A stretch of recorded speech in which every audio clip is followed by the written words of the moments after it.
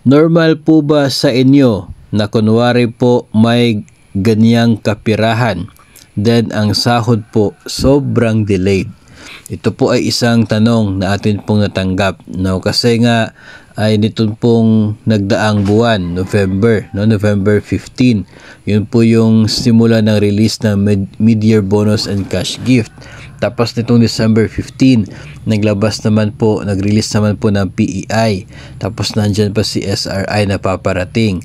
No? So, ang tanong po niya, normal lang ba na kapag ganyang sitwasyon na meron pong mga benepisyo, kapirahan na darating, ay ang nangyayari, yung sahod ay sobrang delayed.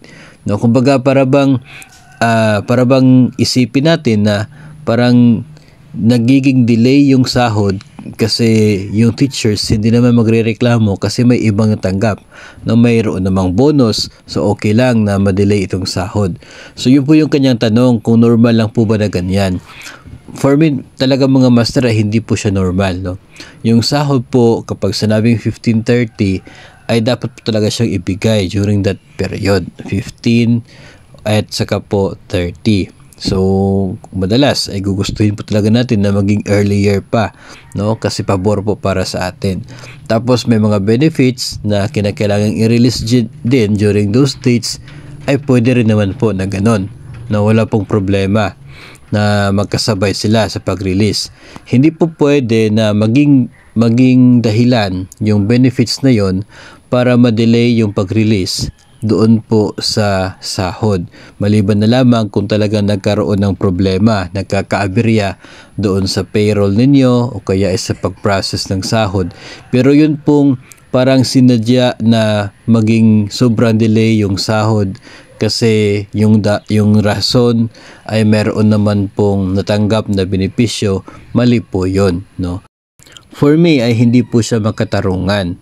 And nagbibigay lamang po tayo ng understanding, no, na naiintindihan po natin yung delay kapag talagang yun nga mayroong pagkakamali o may mga errors o kaya ay mga troubles during sa processing.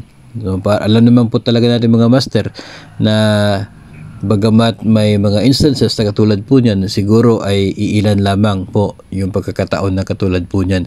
And also, we cannot always conclude, no, na kapag na-delay yung sahod ay parang sinadya kasi may mga benepisyo. No, hindi po natin pwedeng isipin na ganun talaga kasi we have no idea kung ano talaga yung totoong nangyari. Pero the moment na we prove na talagang sinadya siya, then hindi po siya talaga maganda. No, hindi po siya kaaya-aya. And I think for me, no, hindi siya dapat na gagawin ng mga public servants, especially na sila po mismo ay kabilang naman doon sa mga makakatanggap sana ng biyaya kapag napaaga yung pagbigay ng kanila pong sahod.